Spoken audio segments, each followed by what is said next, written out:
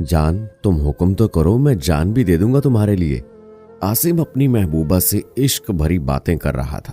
पास बैठा हुआ आसिम का दोस्त वकास दुख भरी आवाज में बोला, काका ना कर ये इश्क की बातें, यही बातें बाद में जहर लगती हैं, जहर। आसिम मुस्कुराकर हैरत से बोला, यार वकास तुमने तो लव मैरिज कर ली, अब हमें भी करने दो। वकास मूसा बनाकर बोला, ओ मेरे भाई, हर चमकती चीज जैसे सोना नहीं होती ना, वैसे ही हर लव स्टोरी का अंजाम ख्वाबों की तरह हसीन नहीं होता। बातों में और हकीकत में जमीन आसमान का फर्क है। आसिम सवाली अंदाज में, क्या मतलब? वकास खुलकर बताना। वकास अपने माजी को याद करते हुए बोला, मुझे याद है वो दिन, मैं अब्बा के सामने डट गया था, शादी करनी है तो बस मामू की बेटी महविश से ही। अब्बा ने बहुत समझाया, अभी पढ़ाई कर लो, लेकिन मैं ठहरा रांझा। मेरी जिद के सामने अब्बा अम्मा सब झुक गए। महविश के साथ मंगनी हो गई और फिर प्यार का सफर शुरू हुआ। मुझे कॉल आई, मेरे सोना क्या कर रहे हैं? वकास मुस्कुराकर, हाय मिशी तुम्हारी आवाज कितनी मीठी है, ऐसे लगता है जैसे शहद की मिठास है तुम्हारे लहजे में। महविश मुस्कुराकर, वकास आपको ही लगती हूं मीठी। वकास आहिस्ता से, हमारे ना पूरे 12 बच्चे होंगे शादी के बाद, बल्कि तुम्हारे जैसे मीठे मीठे। महविश शर्मा कर बोली, खुदा का खौफ करो पागल। वकास प्यार से बोला, मेरी जान आप तो मेरी सांस हो, मेरी धड़कन हो, मेरी रूह हो। महविश आहिस्ता से बोली, वकास जान आपसे एक बात कहूं, लेकिन समझ नहीं आ रही कैसे कहूं। वकास रांझे के अंदाज में, अरे मेरी होने वाली बीवी हो, मेरी दुनिया हो, हक से बोलो क्या कहना है। महविश चुप हो गई, लेकिन जान मेरा दिल नहीं मान रहा आपसे ये कहूं। वकास डांट कर बोला, हुक्म करो हुक्म, मुझे अपना गुलाम समझो, मैं तो तुम्हारे कदमों की खाक हूं जान।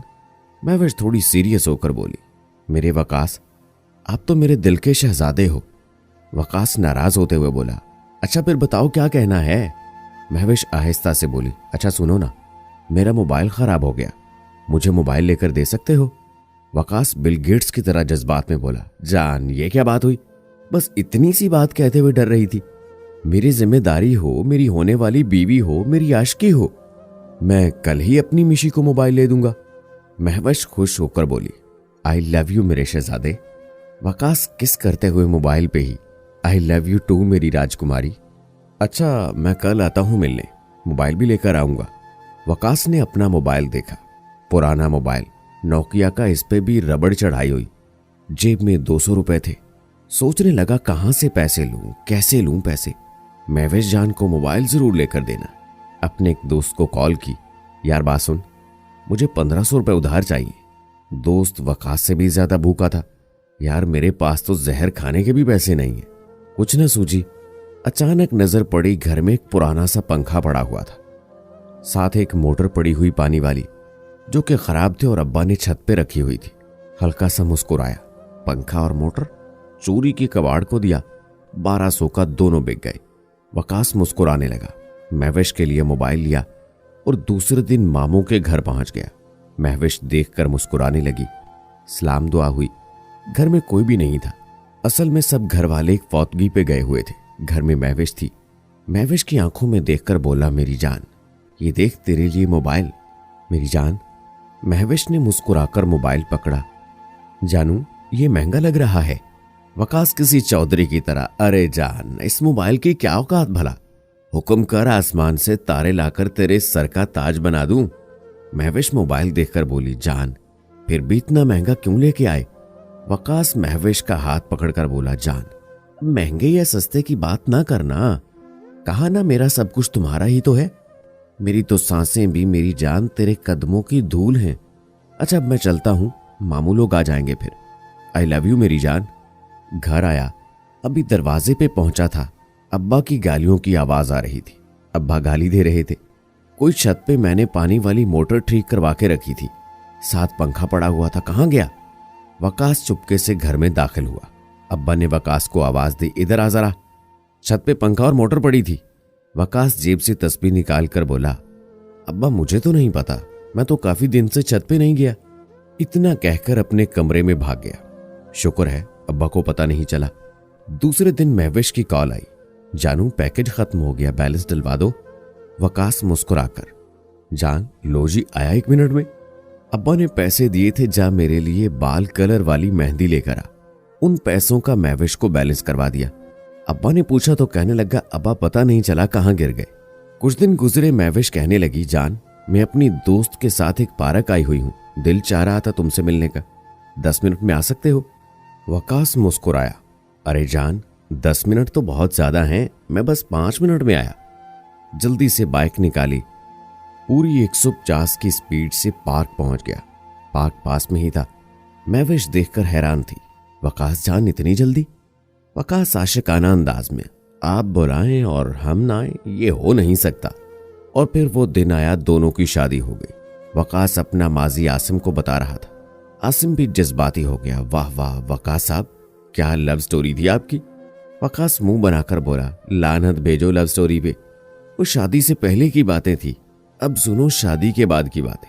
वकास ने उदास होकर जेब से एक कागज निकाला और आसिम को थमाया। आसिम पढ़ने लगा, 2 पैकेट पैम्पर्स, 2 दूध के डब्बे और 3 खीर के डब्बे, 2 गोल्डन पर्ल क्रीम, 1 बर्गर, 20 रुपए का धनिया, 1 किलो आलू, 1 किलो मुर्गी, चावल बनास्पति, और कान खोल कर पढ़ लो, चावल बनास्पति ही लाना। वकास उदास सा था। आसिम न मुस्कुरा रहा था न दुख समझ पा रहा था। वकास बोला, क्या बताऊं भाई, कुछ समझ नहीं आ रहा क्या हो गया जिंदगी के साथ। वकास मजे की नींद सोया हुआ था। महविश ने आवाज दी, उठ जा वकास। वकास ने करवट बदली। महविश ने कंबल खींचा, बहरे हो गए हो क्या, उठ जा। जल्दी से उठा, क्या है अब, टाइम देखो, जा दूध लेकर आओ बाजार से, मुझे चाय बनानी है, उठो जल्दी। वकास आंख मलते हुए, क्या स्यापा है यार। अंधेरे में ही बाजार गया, दूध की दुकान पे खड़ा था।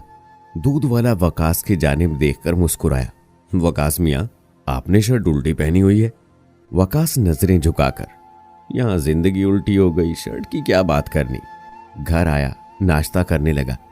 महविश पास बैठकर बोली, मुझे 400 रुपए देकर जाना, और हाँ कल मेरे बहन के घर भी जाना है, उसकी सास ठीक नहीं, 2-4 हजार लेकर जाने हैं।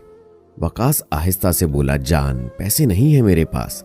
महविश चिल्लाकर बोली, वाह वाह, शादी से पहले तो बड़ी बड़ी बातें करते थे, तारे तोड़ के ला दूंगा, जान हाजिर है, कदमों की धूल है, अब क्या हुआ, कहां सब वादे, वो बातें, जब देखो रोते रहते हो। वकास मन ही मन में कहने लगा, मैं गधा था, उल्लू का पठा था, पागल था जो ये सब बकवास करता था।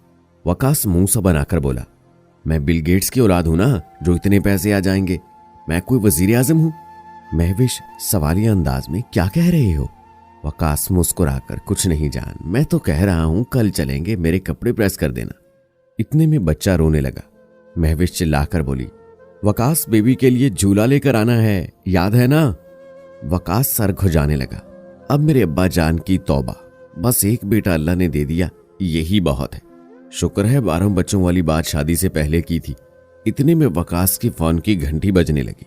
फोन की तरफ देखकर बोला, ये फोन नहीं, मेरे लिए मौत का फरिश्ता है। आसिम चौंक कर बोला, क्या मतलब।